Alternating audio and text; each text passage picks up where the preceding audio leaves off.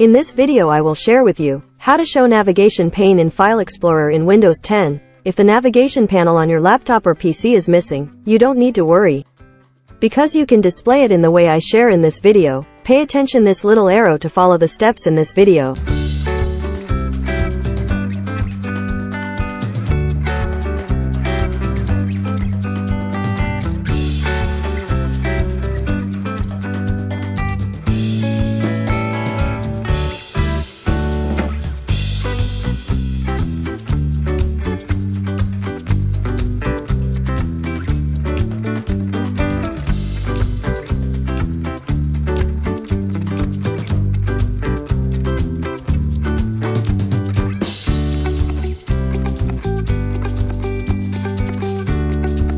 Okay guys, that's how to display the navigation panel in Windows 10 File Explorer. I hope you like this video. Don't forget to click subscribe and press the bell button so you get notifications of the latest videos from this channel.